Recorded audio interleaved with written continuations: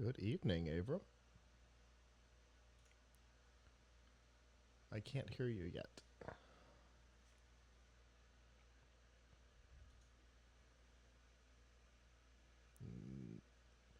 Let me make sure I don't have you muted or something.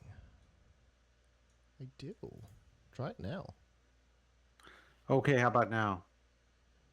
You might have to go back because I can see I think I How can see about motion now? now. Can Oh, you I can hear you now. you Hello. can? Yeah. Hey. All right. Uh, Silly so computers. indeed. Uh so let's see. Trying to figure out what the best one is what the best um hmm, the While best you story is to talk about tonight. while you do that, I'm going to put up the new. I've done some stuff in the studio. I'm going to show you and Oh. everybody who's watching live what the new live screen's going to look like. Oh, I like it. I did. What aspect ratio am I now? Oh, since we went to the live stream stuff, you've been 16 by 9 consistently. Oh, so on live we're split screen, Uh but huh. when people see it, oh, I see. Okay. This is how the produced version Weird. has Why does been. my head look all? Let's see. I don't know. Okay. I can crop the picture. Let's see. What? Oh, there we go. There you go. Okay. Okay. I'm more in the middle now. Is that a good It's place for you? weird. I feel. Yeah. I'm just trying to figure out why my head isn't straight. Maybe I don't have my head on straight. My glasses look a little. Wait. Uh, there we go. Oh well, can't always have the head on straight. Uh, Anyway, I made some changes today, ran some tests, and yeah. managed to get it so that we can do the live split screen. So the live will look very similar to the produced, which is very exciting. Okay. So now I think I have the story for us. I think we can talk about where to buy your. I don't know if you saw this story that our staff writer Michelle wrote this week about how to how to actually find stores that are tech stores that have things in stock and are shipping them now. Um, so um, Okay. so I think that's a good. I think that is a good story here. I'll send you a link to it. Um, I have a couple of projects that I worked on this weekend. I could talk about, but I can't demonstrate very well. So Okay. at least not this moment. So we will. I think that's the one. Okay. Also good for for radio. Excellent. Cool. Did you see the rest of the lineup? Yes, I did. Okay. Cool. I, All right. My fingers are still obviously this is off air time. Well, kind of. My fingers are still crossed that the new T-Mobile does not figure out my that I've got the old employee plan still on my Sprint phone. Uh-oh. Fingers crossed on Might that have a one. problem. Yep. Well, you know what? I've managed to have unlimited everything on a 4G for $35 a month for a very long time. If they catch me, I guess it's time to give it up. But Yep. okay, where's the remote? There it is. All right. So record here, record here, and watch the CPU not go to 100%. Excellent. See, that was the key. Why did you spike to 100? Okay. All right. With that, here we go.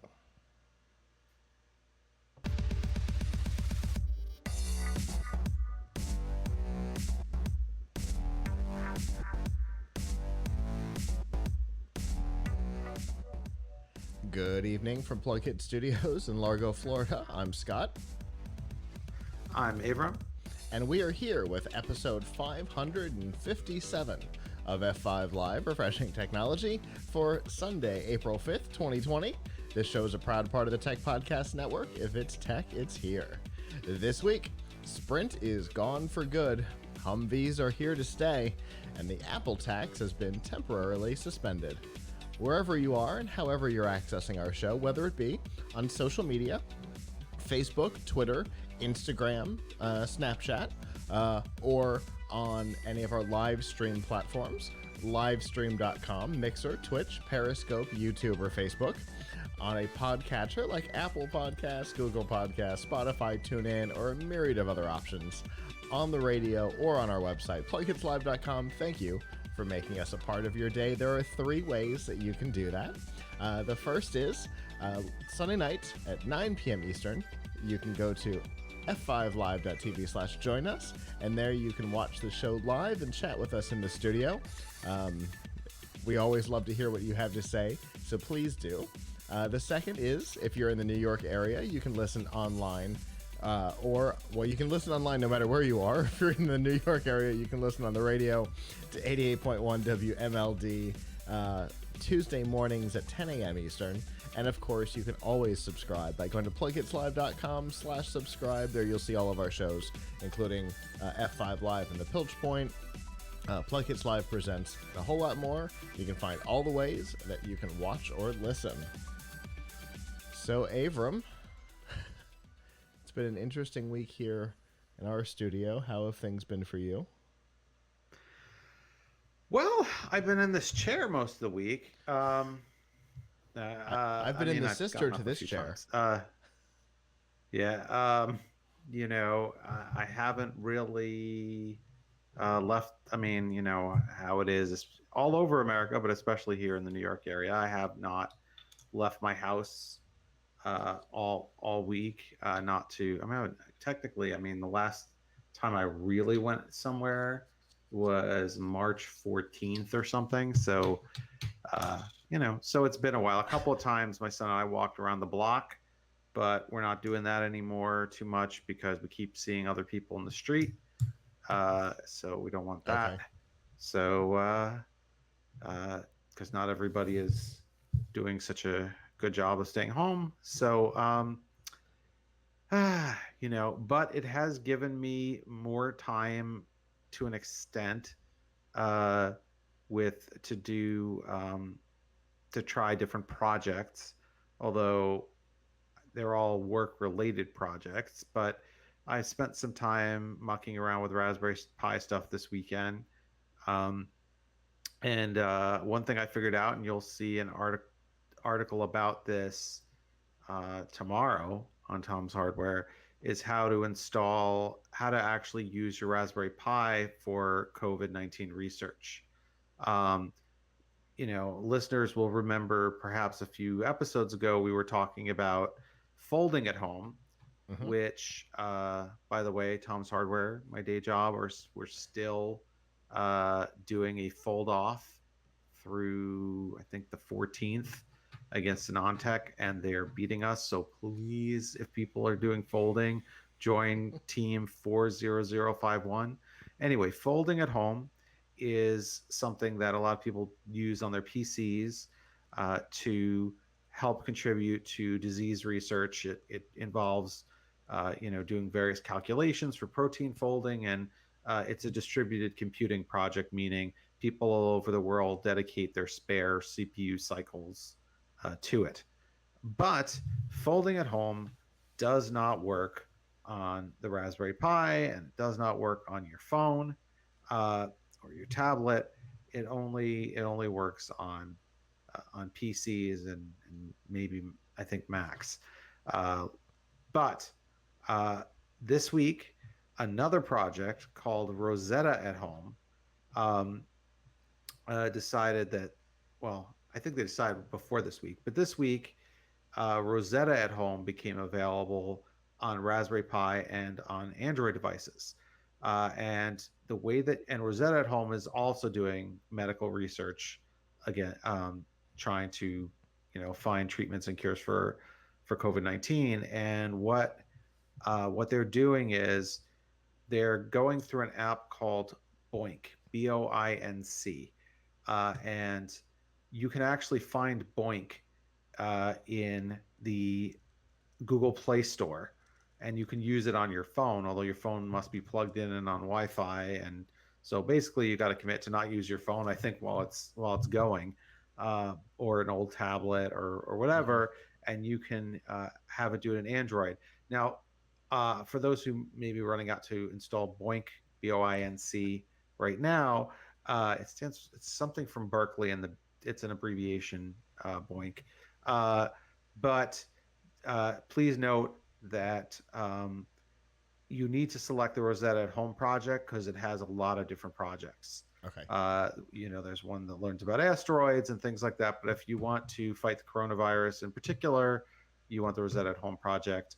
And there's also a way to do it on Raspberry Pi, which you can read about on tomshardware.com starting Monday.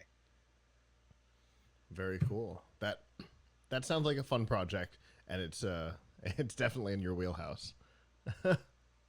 Yeah, You've yeah, no doubt. you've been living Yeah, in the and now Raspberry I'm on Pi to world another. for a while. Yeah, yeah. Now I'm on to another project for another article, another Raspberry Pi project for another article uh, that I hopefully will figure out this week. I have and I have an idea, but I won't belabor our show with it. But I actually, if anybody wants to, any of our listeners have any ideas for what I can use for this, I want to create a Raspberry Pi powered hand washing timer. I want to create a device that you almost like a stopwatch that you put near your sink that goes for 20 seconds so that you washed your hands for 20 seconds. Hmm. Okay. Let me think on that. Could you use a regular timer for that? Probably, yeah. But I would think about, like, could you make it so you don't have to touch it? Could it be like audio activated That's what I or was thinking. motion activated? Yeah. I was So, thinking if it identified the sound of water running. There's there's almost certainly a way to accomplish ooh, that. ooh. Anyway, I won't belabor the point, but if I issue the challenge to anyone in our audience, if you have any ideas for how I can make this happen, in particular casing or things like that, so it doesn't get wet, um, I'm I'm all ears. That sounds like fun. I'm gonna keep thinking on that. My projects have also been work related. If you were watching live, you will notice that the video is different than usual, and that is one of the projects care of a new tool that we're using called Restream that allows me to push the video out only once. In the past, we were actually pushing the video 6 times out of here to 6 different services. Now we're doing it just once, and even more importantly, it also gives me the ability to have a unified chat room. So, in the past, if you tried to send us a message during the live show on Periscope, for example, I had no idea until after the show, because Periscope did not give us a good way to watch the chat.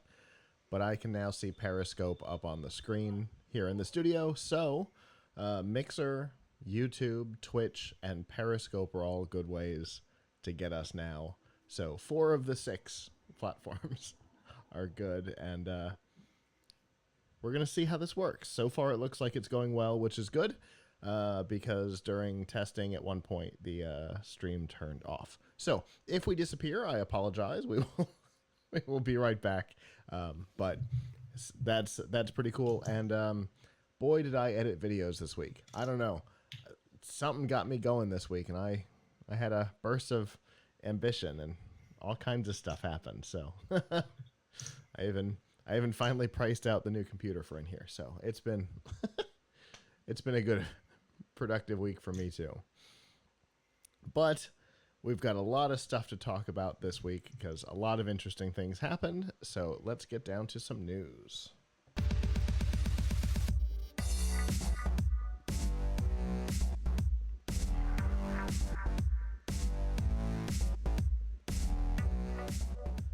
This week's Nifty Gifties on F5 Live is proudly powered by the Microsoft Store.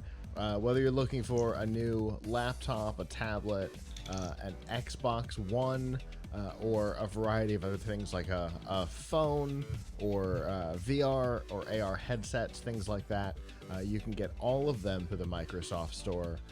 And it's that time of year where there are all kinds of spring deals on Surface and Xbox consoles and a whole bunch more. To find all of those deals and to get your discount if you're a student or military, you can go to f5live.tv/Microsoft. Now, this is a topic we've been talking about for a long time, since before it was just the two of us. We've talked about the prospect of this, but this week it is official.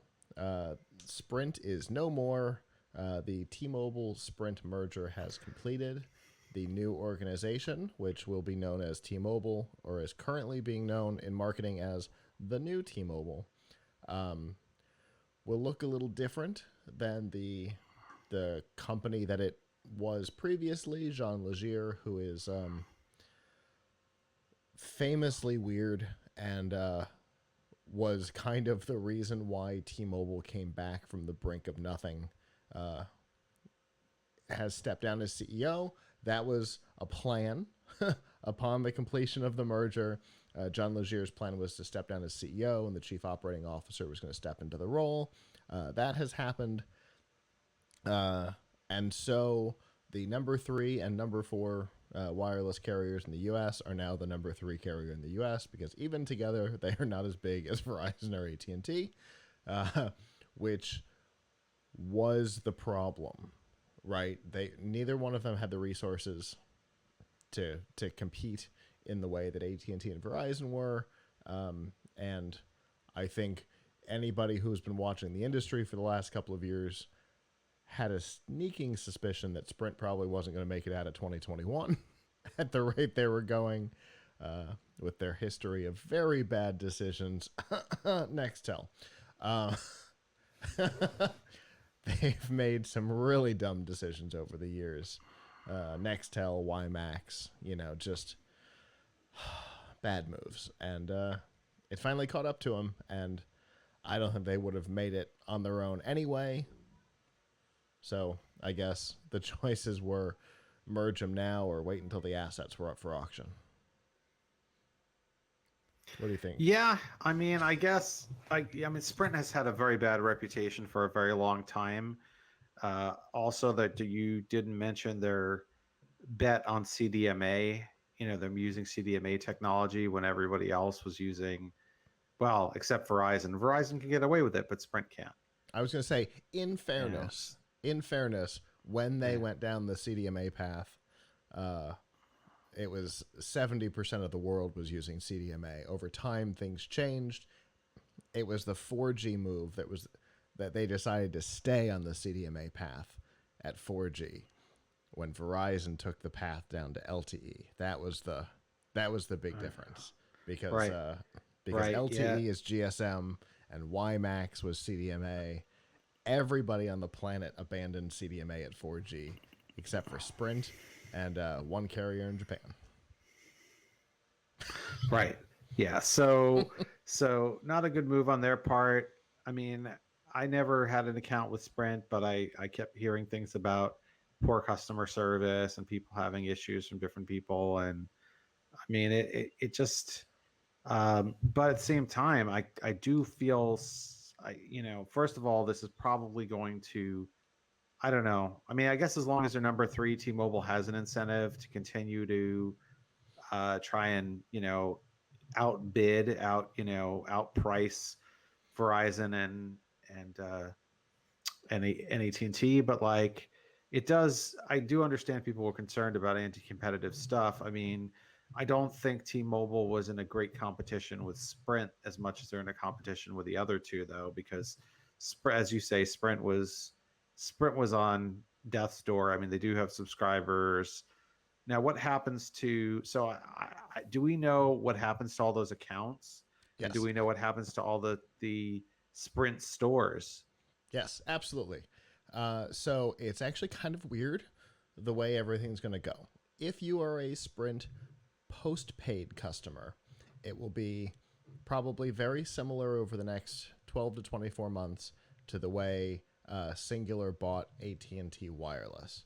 Um, Things will continue to work, and at some point, the incentives to upgrade your phone will become greater and greater and greater. And in that upgrade, you will move off of the old network and onto the new one. So that will pull you out of the old billing system, and because of the weird purchase that was Singular and AT&T, we weren't allowed to say that they were a former AT&T customer. We had to call them a blue customer. So blue customers were upgraded into Singular and pulled out of the old billing system into the new one so that the blue billing system could be retired. This will be the exact same process. If you are a Sprint prepaid customer, you may not know that you are. So there is a Sprint brand, there is a Virgin Mobile brand, there is a Boost Mobile brand. All of those are Sprint. If you're a Sprint prepaid customer, you are about to be a customer of the new number 4 U.S. wireless carrier, Dish Network. Those customers did not get purchased in the agreement. The only way that they could get the Department of Justice to agree to the merger was to sell all of the prepaid Sprint business to Dish Network, along with a ton of spectrum, a bunch in the 800 range, I think, all going to Dish Network, who will now be the number 4 U.S. carrier. Most of the Sprint stores went with that. So most of them will either become Dish Network Wireless, whatever that ends up being called, because they haven't talked about it, or will be shuttered, because Sprint ended up buying a bunch of the old Radio Shack stores, so they have way too many locations. So some of them will be shuttered, some of them will become Dish Network Mobile, whatever that ends up being called. So that will be the process. Nobody knows what the Dish Network transition is going to look like, but the Sprint to T-Mobile transition is pretty normal. We saw it with AT&T to Singular. We saw it with Alltel to Verizon. This far from the first time the industry has done this. So that's a pretty known path. Well, so what are they going to do? What is T-Mobile? What does T-Mobile get out of this besides the subscribers? Is it the spectrum, and how are they going to use the spectrum if they still have to support the old network?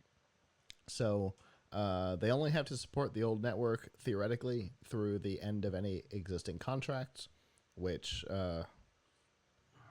as of the first of the month, all new contracts are not with Sprint. They're with T-Mobile. So they don't have to. They've got 2 years that they have to honor the old network. They will probably honor it longer than that. But Sprint also has a ton of unused spectrum intended for the LTE rollout, for example, in some bands that are different from where T-Mobile owns spectrum that are in longer range bands, which, honest to God, I think that's what T-Mobile wanted, because they got screwed in the last spectrum auction. Dish Network and Sprint kind of owned that last auction, and T-Mobile got screwed in it. And so I think they went looking for a way to deal with it, and buying Sprint was a way to do it. But yeah, they also get all the subscribers. Yeah, well, I hope the new company is, I think they're right to keep it as T-Mobile because Sprint did not have a good reputation, and T-Mobile has done a good job. Yeah. I mean, I'm on T-Mobile now a Un- couple years, Under John. and It's done a good job under John. Before John Legere, T-Mobile's right, reputation was somehow even worse than Sprint's. And then John right. Legere came around, So this really uncarrier, and here we were. So why didn't they beg him to stay? Or I mean, like he's done a good job. Or isn't anyone concerned that it's going to go back, take a step back? I in fairness, it's his chief operating officer who's taking over, so it could be more of the same. Although Steve Ballmer was uh was Bill Gates' chief operating officer, and Tim Cook was Steve Jobs, and both of those companies went a very different direction. So who knows? Right. Yeah. Well, I hope they keep it going because they've been doing a good job bringing competition to the other two and really innovating. Yeah. The last and it to put into perspective how important a CEO is, uh, we can just look at the wireless industry. Before John Legere, T-Mobile was literally the butt of the joke um, in the industry. They were number four, and they were number four by a margin. It was huge behind Sprint. Under John Legere and his bizarre way of getting attention for himself and therefore the company, showing up in a T-Mobile branded T-shirt uninvited to an AT&T party at CES, and just a weird guy. Um, he changed the whole atmosphere at the company. People loved it. But he also put focus on the things that mattered. Right? He took the network from being a joke to being stable. When 4G came out, they were there was all this stuff about them lying about 4G, and then he came in and went, "Oh no, let's put it in for real and let's stop screwing around." And then on the other hand, you look at Sprint, Dan Hesse. Under Dan, the company was growing and thriving, and as soon as he left, oh, here we are. Now, granted, he was still dealing with the Nextel thing, but Sprint was doing well under Dan, and when he left, things went awry. But they didn't put one of his people in to replace him, so it's a little different. But the CEO can have a huge impact on the culture and the kind of beliefs of the company, and certainly the direction. So, with new management comes new ideas. Hopefully, they will continue down the path they've been on, like you said, because the path they've been on took them from being the number four joke to buying what was the number three company at the time, kind of the originator of wireless, uh, the first digital network in the world. So, it's leadership's important. We'll see what happens. I am really interested in seeing what happens with Dish Network, though, as a company with no wireless network buying into the business, plus all the spectrum that they've bought. Uh, they might become a force. So it'll be interesting to see what they're up to as well, because, like I said, nobody knows what their intentions are. And that's always a weird place to be. So my guess is we will not have to wait long, because you don't spend as much money on a company as they did and sit on it. So we will probably know soon.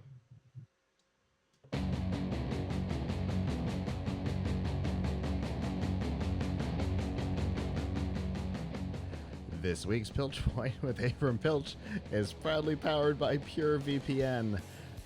When you're online, you want to keep some of your behavior private, either from your ISP, from Facebook and Google particularly. And a great way to do that is with a VPN like PureVPN. You can obfuscate your usage, you can report a different location, so you can continue to watch your Hulu while you're out on the road, or get your local news while you're traveling. And right now, there's a 31-day free trial, so you get a full month to try it out to make sure it's for you. And you can get all of that information by going to pilchpoint.live/purevpn.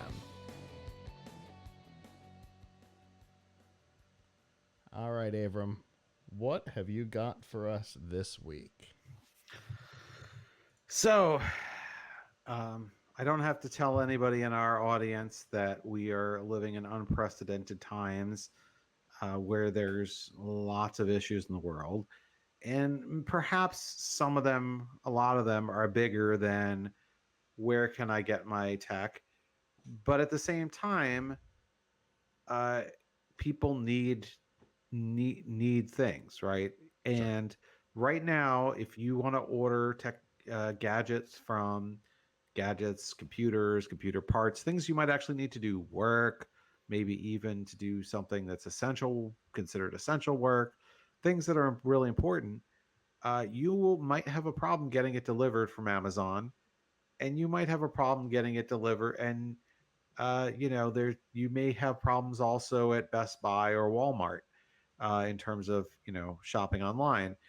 There's just a lot of delays, right? A lot of things out of stock and delayed. And Amazon has said very specifically, this is not like just an observation. They've said and I think Walmart has said this also, like we're prioritizing essentials. And I think by essentials they mean, food, medicine, diapers, paper towels, things like that. Uh, so it is. So if you order stuff on Amazon, you may not be seeing it for a while if it's tech stuff. Hmm. Um, a couple of weeks ago, uh, I decided, hey, one of the things I want to do during this extended work from home period is I want to do, and I've been planning to do this for a while, was I wanted to do a roundup of Raspberry Pi cases. And so we ordered 15 cases, which, they have a lot of from Amazon. That Hmm. was 2 weeks ago. So far, one case has arrived. Oof.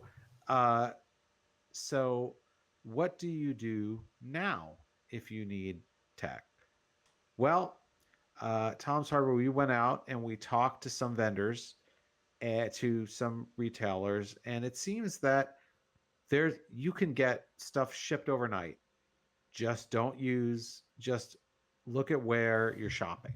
So, Newegg, for example, Newegg is still shipping stuff within a day or two. They're they are pretty much fully stocked. They have all the components. They have full systems. They have peripherals, and they're not having problems with shipping. We actually talked to their CEO, and he said that um, they've been very careful about managing their inventory, uh, to to make sure that they were getting things in and they have a back stock, and they're in good shape. Um, Similarly, if you want to buy a whole PC, we talked to a couple of smaller PC vendors, and they told us they're shipping things in pre-built, pre-made stuff in 1 to 2 days, and things that are like custom made, you know, often in as little as a week. So we talked to iBuyPower, and we talked to Main Gear. Both of those are kind of smaller PC vendors that make and build their own stuff, and they said not they are able to. They have plenty of stock, and they're able to, and they're turning around orders very quickly. So I'm sure they're not the ones that I just mentioned. Newegg, iBuyPower, and Main Gear are not the only ones. It so it's really a matter of where are you shopping online for your tech stuff, and what is their priority right now. Is there If they're busy with something else, then your tech supplies may not come for a while. Um, so now Newegg, amongst people who build PCs and do upgrades, is you know has for a long time been one of the top sites, a place people love to shop. So that's definitely always a good choice. Although for me, buying Raspberry Pi stuff, they don't seem like they're very strong in that area. So so if I want to go buy that kind of stuff, I have to see where else. Uh, one place that sells a lot of Raspberry Pi and Arduino and Maker stuff, Adafruit, it has said like sh- uh, they are not right now. They've converted their Adafruit's a very interesting company. If you Mm-hmm. haven't heard of them, they are a manufacturer and they also sell their own stuff. A manufacturer and seller of like all kinds of small DIY electronic kits. They make lots of different boards. They make lots of Raspberry Pi accessories, Arduino accessories, all kinds of stuff. Their LED website, pixels. adafruit.com, LED pixels, all kinds of cool stuff. And I always wanted to, maybe one day I'll be able to go down there and interview the people or something, because they're actually have their factory in New York City. Oh They are wow. manufacturing circuit boards in New York City. That is downtown New York City. That's where their office is located. That's where, and that is their factory. Hmm. Um, but uh, apparently, they have taken up the cause of now they're making PPE there. Mm-hmm. So they're not fulfilling. They said they're not. Their priority is not fulfilling tech orders. It's doing PPE, like masks and shields for doctors and first responders, and that's what they've switched to doing for the foreseeable future. So like really good on them. But if you want to buy something from them, you probably should look elsewhere. So that's so overall, I definitely encourage people to check out our article on this, how to buy PCs and parts that ship right now, on tomshardware.com. Uh, but oh yes, apparently B&H Photo is another one that is shipping things pretty rapidly. I was going to ask Um, about that one. yes, it's another one that's shipping things pretty rapidly. Um, so those are, keep an eye out. Now here in the East, we have Micro Center, which for those around the country who are not familiar with Micro Center, it's an in-person store that is really excellent for buying computer parts, buying maker parts like Raspberry Pi stuff, buying all kinds of like high tech stuff. It's like what CompUSA, it's better than CompUSA used to be. CompUSA was like that, but not, but was overpriced and didn't always have a good selection. This place is everything that CompUSA should have been. But there's only, uh, and some of their stores are still open, although I wouldn't, recommend getting out of your house unless you really need to. So, what they are doing is they've got their website, um, but I look there and a lot of the things say 5 to 7 days. Now maybe that's not terrible, 5 to 7 days compared to Amazon, which can say we don't even know when we're shipping. But definitely something to keep in mind is what is the shipping promise? Um, where's your stuff coming from? Mm-hmm. Even on Newegg, you got to look and see things from third party sellers can take a lot longer. Uh, can take a lot longer depending on the third party seller. Like one thing I saw on Newegg that was very interesting is that they apparently have masks for sale, like they're not sold out. Hmm. Uh, which that's not what they're known for. They're known for being an electronic place, but they have a lot of non-electronic stuff that people put on, particularly third-party vendors, and they have masks.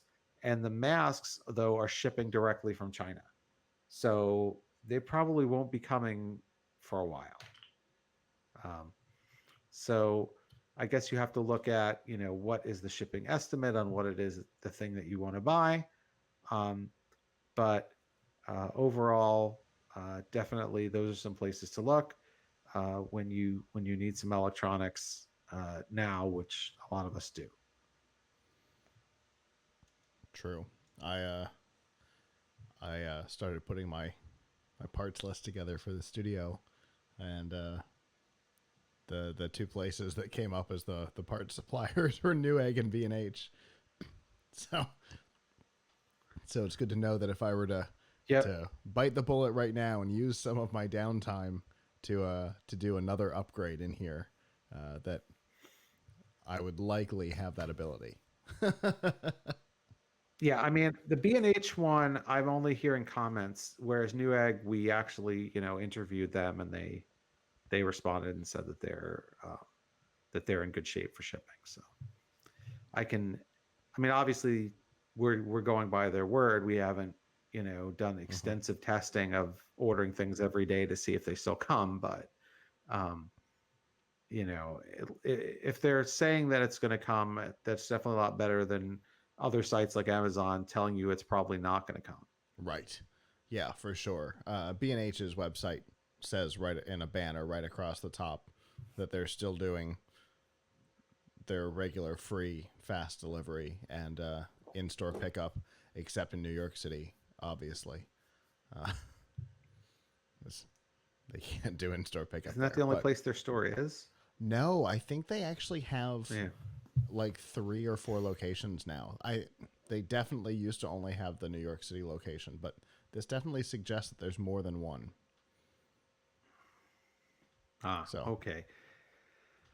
Well, I wouldn't like Micro Center is doing in-store pickup or like even curbside pickup, but I don't want to go out of my house. I don't even want that mhm. right now. So obviously best for everybody to have things delivered when you can. Yeah, for sure. Uh, I I'm totally with you. I mean, I definitely want to go out of my house, but I don't. Yes, I, I would like to see a visual that is not the office, the studio, or my apartment. Uh, but uh, you know, it is what it is. I'd rather not be. I certainly don't want to go to a retail store. I guess is the point. Yep. So Yep, definitely well, not. well, Avram, I appreciate this. As somebody who has been looking at and purchasing parts for my renovated office for the new work I'm doing, uh, getting those parts was a little challenging. I had to look at different retailers, and so it's good to remind people that we all know it's weird out there, but it's a little weirder than we think. And and even something as simple as trying to buy a webcam is basically impossible, and buying a video card could be difficult if you go to the wrong place. So definitely thank you for that, and obviously uh, we will talk. I look forward to whatever we talk about next, and there's never any telling what it might be.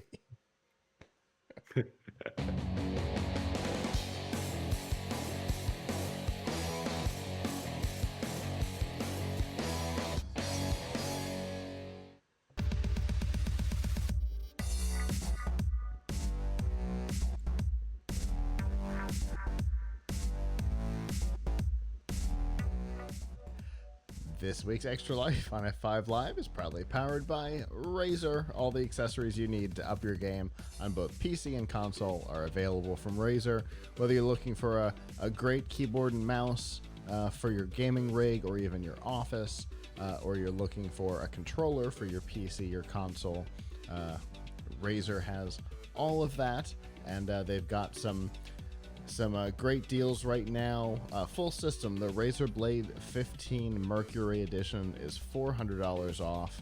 And leading back into our last topic, Razer is shipping products now. So that's an important part of the agreement. So to find out all about the products that they offer and to see the deals that they've got going on right now, you can go to f5live.tv/Razer. See, it's an important part, right? I mean,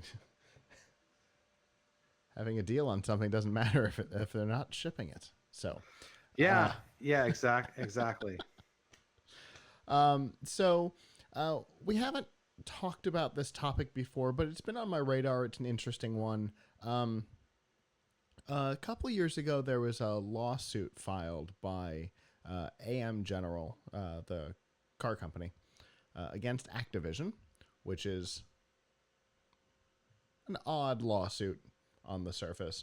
The lawsuit was about Activision's use of Humvees in Call of Duty titles. Obviously, the Humvee is kind of synonymous with certain uh, certain eras of war, right? And Call of Duty has produced titles in those eras. And so the inclusion of the Humvee made sense for them because, well, the games are, to an extent, about realism. Obviously, it's a video game, so there's a level of artistic license, but if the idea is to recreate, London in World War II, you've got to include the buildings and all the things that would have been there. And so Call of Duty has regularly included Humvees in their games. AMG believed that that was a violation of their trademark. Um, Filed suit. It made it to a federal court this week. It has gone through other other levels of court cases in the past, but until you get to a federal court, the ruling isn't all that important. And so, a federal judge this week ruled that Activision had a complete right to include the Humvee in their games, and cited a case from 1989, which allows for an artist to include a copyrighted or trademarked piece of content in their artwork if it is um, uh, relevant to the piece. And so, if you're making a video game about war, the inclusion of a Humvee was part of that era and therefore is viable to be used in the game. AMG believed that that it fell more under the I don't know, racing games where a company will go out and get licensing to be able to use Ferraris and stuff like that. But the inclusion of a real car in a street racing game isn't essential or germane to the concept. But in this case, it is. And the judge even said, if realism is an artistic goal, then the presence in modern warfare games of vehicles employed by actual militaries undoubtedly furthers that goal. So, Humvees are staying in Call of Duty. Well, I think this is good. Uh, One thing I have to admit, I haven't played a Call of Duty that had, I haven't, seen the Humvees in Call of Duty. Do they actually have Humvee branding on them, or do they just look like Humvees? They just look like, which was part of So, the thing. They didn't try to use the logos. They didn't try to use branding. They just used very accurate representations of the vehicles. I mean, that's history, right? I Right. mean, that's a piece of history. I mean, uh, if you had to get, if you had to get permission for everything that every artist ever did, Mm-hmm. we would, you know, that was similar to something in real life, particularly when something's supposed to be historically accurate. It would be a field day for lawyers like this is. Right. I mean, it's ridiculous. I'm glad that the court ruled in Activision's favor. Which is a This sentence just you don't hear has, very often. yes, I'm glad the court ruled in Activision's favor. Uh, right, because it's the kind of thing that if it was or is later upheld, has kind of chilling effect on free speech, right? I mean, Mm-hmm. video games are a form of speech, just like movies and books and newspaper articles and social media posts and everything else. So, like, if you if you're representing the military and they have Humvee vehicles, then then that's what it is. Now, Right. what I find interesting um, is I don't know what would happen if this was a racing game and that was one of the cars you could choose. Does that, uh, would that make it different? Al- Almost certainly, because the the judgment is twofold. There's six prongs for the test, but two in particular that matter. The first one is based on this 1989 case that says that the inclusion of the protected piece must be essential to or germane to the piece. So, so in that case, it falls apart because having you're not in a video game, a racing game, you're not actually dealing with the aerodynamics of the vehicle. There hasn't been a game that's gotten quite that detailed. So the design of the body isn't germane to the piece. And the second prong that matters, both of which were failed on this one, by the way. The second piece that matters is that the inclusion of the protected piece does not create a significant, I can't remember the exact wording, doesn't create a significant confusion about the relationship between the piece and the protected works holder. So the Right. inclusion of a Ferrari in a racing game would suggest a relationship between Ferrari and said racing game. But in this case, it's actually kind of funny. AMG did their own consumer study and determined that only 16% of people thought that AMG may have had a relationship with Call of Duty for the inclusion of the Humvee. And that was not a significant confusion because May made it and 16% wasn't significant. So but having, especially with history on our side, and knowing that a racing game licenses vehicles, even if it wasn't required, today a gamer would assume a relationship between the pieces. I would. Only because of tradition, only because of knowing that some of the biggest announcements that Major Nelson has ever made for Xbox has been the licensing of new cars for Gran Turismo games. You know what I mean? Gran Turismo, the other one, doesn't matter, whichever one's on the Xbox. I'm not a racing game person. I'm gonna get crap for this, and I know. I don't care. I don't know. I think Gran Turismo is PlayStation. See, that's what I thought. Gran It's the other Turismo is one then. PlayStation. Whatever. See, I don't know. Yeah. But I do know that Major Nelson has made some big announcements and put a lot of weight behind, hey, this car is coming to whatever the Xbox's game is. Sorry guys, I know Microsoft's a sponsor. I have no idea what their game is. But they've made big deals about it in the past, and therefore today, even I, as not a racing game fan, even I would assume Forza. a relationship. Forza. Yep. Yep. Forza. Even I would assume a relationship. So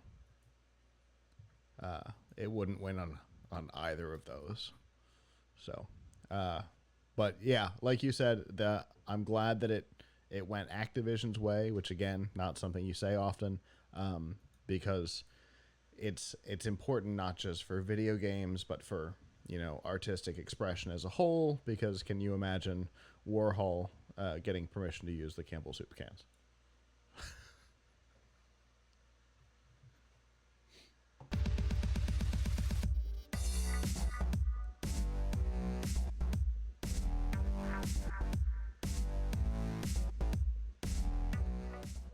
This week's news from the tubes and F5 Live is proudly powered by Riff Tracks. Make fun of movies, or let these guys do it for you. Mike Nelson, Bill Corbett, and Kevin Murphy, the former stars of Mystery Science Theater 3000, are back and doing what they do best, creating commentaries for Hollywood blockbusters. Oh, they're messing me up. For Hollywood blockbusters and B-movie oddities like Star Raiders. I apologize. Star Wars Rise of Skywalker was the one that they came up with, which is unusual. The way it works is for a couple of bucks, you download the MP3, play it along with your DVD, Netflix, Amazon, wherever you happen to have the movie, and laugh. They also do live events. Those live events oftentimes make it onto the site as purchasable content as well. For example, one of my all-time favorite live events, if you look at my Instagram, you'll probably still see the photo. It is Sharknado. It was one of the funniest things I've ever seen. It is on sale right now for $2 off. So to get that deal and to find all of the short films, feature films, and live events, you can go to f5live.tv/rifftracks with an X. See, Ninja Warlord would have been another great B movie, but they had to give me Star Wars. Doesn't matter. So in addition to watching things on TV, streaming services, DVD, whatever, like I've been watching a lot of riff tracks, way more than I should. A lot of people are also doing online conferences, either for work or for fun. I know there's on Friday, I saw a number of my friends from different friend groups doing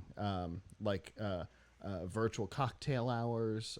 Even the new company I'm working with has a virtual cocktail hour at the end of Fridays, and that's becoming more popular. And while there are lots of platforms on which you can do this, one of the ones that has gained steam for don't know why is a platform called Zoom. My guess is 6 weeks ago you'd probably never heard of it unless you were working in a disconnected office or in the podcasting space. You'd probably never encountered Zoom before, and today it is a household name. But not necessarily for the reason that they're hoping. Part of the reason why people know their brand is because they've been having a lot of trouble, not just this week, but for an extended period of time. But let's deal with this week. Two particular problems have arisen. The first is mostly your fault. The people who are using it have not quite paid attention to the way the system works or the way the system looks, and have created problems for themselves by posting screenshots of their group to social media. By doing that, unless you crop it correctly, you are exposing your conference ID. As soon as you expose your conference ID, I can probably join. And when you expose that to people on Twitter in particular, the people who join your conferences are not there for the reason that you are. We have seen even heads of state in other countries have posted photos including their conference IDs, and people have joined, have gotten to the chat rooms, posted inappropriate content, comments, pictures, and created havoc.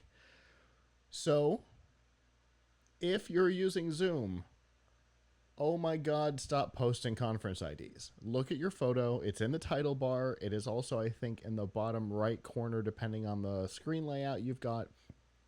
Do not post a screenshot or a photo that has your conference ID in it, or people will join and they will mess up your conference. But more importantly, could you not make it invite only? You can, but nobody seemingly does that, including heads of state. I can't remember which country it was, but that's their fault. Right, and that's why I say the first problem is totally yours. You're responsible for it yourself, but it's an aspect of the system that allows you to easily create these open-ended and not exactly make it closed-ended meetings, because they're way easier to just get a link and send to the people in your group than it is to try and invite people to the app. I understand it. I've used Zoom. I hate Zoom, but I've used it, and I totally understand how much easier it is to create an open-ended one, grab the URL, and email it to your people than it is to try and invite people through it. Yeah, you can create an event, in Teams or Slack or email or whatever, and send it out to everybody. I get it. Don't do it. And then don't send the conference ID, no matter what you do. But the more important part of this was it wasn't just inappropriate text and photos that were being added, it was certain links were being put into the Zoom chat that allowed the people who posted them through some clever malicious content to be able to get the Windows credentials for the account that was currently logged in. So, drive-by Zoom bombing. Here's an ID. Get into the chat room, post the link. Oh, now I have your Windows credentials. If it's a business account, somebody like a head of state, all of a sudden you might have greater access to a network than you're supposed to have by getting the current credentials for the computer, and things get wonky. Now, Zoom has put out a patch to fix this problem. Theoretically, it doesn't work anymore. Are there other issues? Who knows? Because this is not the first big vulnerability that Zoom has exposed. Last year, we didn't talk about it on the show, but it was on my short list for a topic one week. Zoom had a glitch in which if I could create a Zoom conference, force a user account into it, turn on their webcam, and the user never got a notification about the conference or the webcam being turned on. Talk about a dangerous situation. So, they've had major security and privacy issues before, which is the reason why I don't allow it on any of my computers. Personally, because I don't in fairness, I don't allow most software in my computers. People who know me know that I don't trust anybody, and anybody who's been a fan of the show for a long time probably has figured that out too. Hence 2019 being our year of security, right? It's turning into 2022, but whatever. So I guess the thing to keep in mind is, with Zoom or with anything else, be careful. There are always going to be vulnerabilities. It doesn't matter who it is. Everybody has vulnerabilities. The statistic is old, but it used to be the only organization you could trust more than NASA in bugs per line of code was Microsoft. That's obviously not the case anymore. So nobody can be trusted. There's going to be problems. So the less attack surface you create, the better. So if you're using Zoom, make it invite only. Don't post photos of your conference ID anywhere, let alone to a public social media. If you have a removable webcam, if you're one of the lucky ones that has a removable webcam, if you're not using it, maybe disconnect it. If you have software that you don't know, just simple things like that. Keep yourself protected. What do you think, Abram? I know you guys have disconnected workforce too, right? Yes. So we, before our company was bought, there was a time period when Perch, our previous parent company, used Zoom, and I did not like Zoom. I'm trying to remember why I didn't like it. It just seemed like a pain in the butt. I had to Right take a computer now, down. I I mean, had to it just reformat and seems reinstall a computer one time because of it. it was like yet another service that wasn't necessary. Before that, we used something called Blue Jeans, which I don't know what became of that. I found that equally annoying. But right now we use Google Meet, and I like Mm-hmm. Google Meet. So why? What I don't understand is why Zoom has become the software of choice for this quarantine period, not something else like Google Meet. Google Meet is also free. Google Google Meet is Meet, tied to your Google account, which Google Meet, Slack, what's wrong with Google Meet? Teams, Facebook Messenger all have the exact same interface. uh, for the actual conference as Zoom does, and doesn't require another piece of software, doesn't require another account for another thing, because you might already have Slack, you might already have Teams, you probably already have Skype, you almost certainly already have You Facebook. almost certainly already have a Google. You Right, almost certainly already have a Google account, right. right? So I have So no idea where Zoom I came mean, from all of a sudden. I like Google Meet. Now I overwhelmed it the other.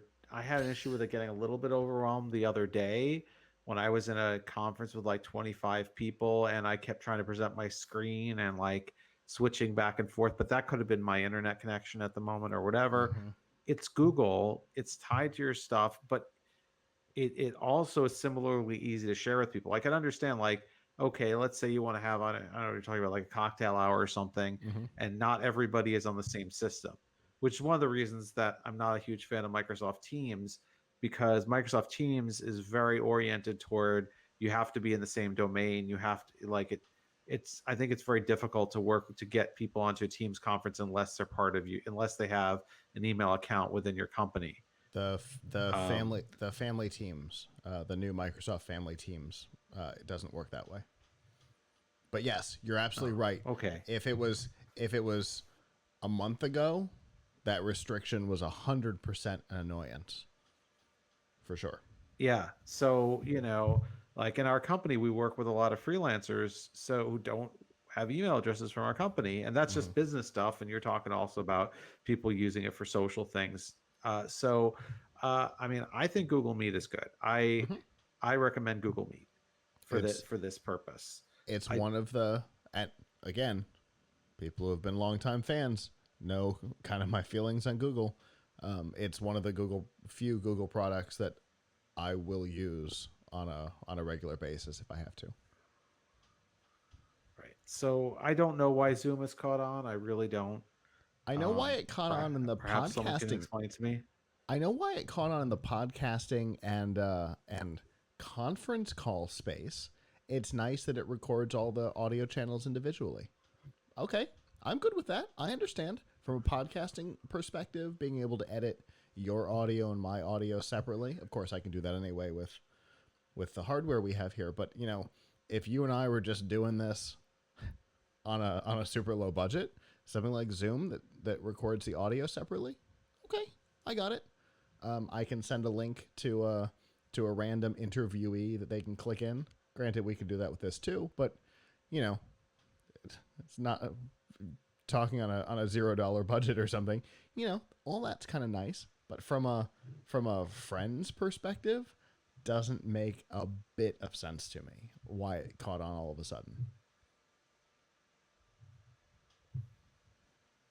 But we've had this how many times have we had this conversation where some weird platform that doesn't do anything special comes up out of nowhere and becomes really popular for no reason? we've we've done this so many times over the last couple of years that even the Yeah, I don't. conversation's not It's the all that same thing with special instant anymore. messengers. Yeah. It's the same thing with instant messengers, right? Like, no one can really explain why the ascendants or descendants of different instant messengers, like, why, like I hasten to say this, I've been around using instant messengers for so long that the first one I used was ICQ, which people Mm-hmm. probably have forgotten. But ICQ was displaced. I remember because when I worked at about.com, first we were all on ICQ, then we were all on AOL Instant Messenger, then we were all on, I think there was a while we were all on MSN Messenger, and then we were all, and then eventually things moved. Eventually things moved to Google Chat, whatever it was called at the time, Google uh, Talk. Google and Talk. Google Talk, uh, you know, eventually. But like, oh, and there was a time I was on Yahoo Messenger. Like, Uh huh. I have no idea. And to be honest, none of these things is appreciably better than ICQ was back when I was using it 20 years ago. Absolutely. So 100%. In fact, none of the messengers that exist today have away messages like we had on ICQ and AOL and MSN and Yahoo. We've actually lost features. I guess they assume you're not going to be away. You're never away. You have your phone now. You're always reachable. You can't say you're away. I I had AOL Instant Messenger on my Samsung 8500 uh oh 19 years ago. Can't believe that's the case. So I was technically never away either. But away messages were part of the Right. fun. They were they're what gave Right. birth they're what gave birth to things like MySpace and Facebook and Twitter was AOL away messages because that's all Yep. Twitter Well, is an aim away message. there you go. There's nothing new under the sun. True. And I keep telling people that the only thing that separates Zoom from its competitors is their seeming lack of interest in protecting their customers.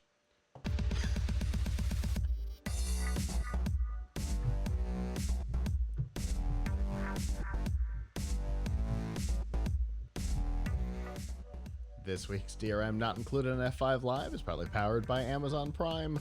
In addition to your free shipping on right now on essential items, you have a lot of things that can help with being home. You've got free music with Amazon Prime Music. Several million tracks you can stream for free. You've got Amazon Prime Video, which has TV and movies and documentaries available as part of your subscription. You've also got my favorite, which is Twitch Prime, which gives you free video games every month. It gives you one free Twitch subscription that you can use to help out the content creator of your choice. You can use it to subscribe to Plug Hits Live or somebody else. And there's a whole lot more that comes with your subscription. We've got a list of some of our favorites, links to them, and if you're not a subscriber, we have a 30-day free trial, so you can find out if it's for you. And all of that is available by going to f5live.tv/prime. So we've talked before about the Apple tax. If you're not familiar with the Apple tax, it is the process that Apple uses, the rules that they use that force subscriptions within the Apple Store to be made through the Apple Store. So if you're Netflix and you sign up for Netflix through the app on iOS or Mac OS, the requirement would be that you must process that transaction through the Apple Store. Theoretically, a nice feature, one easy way.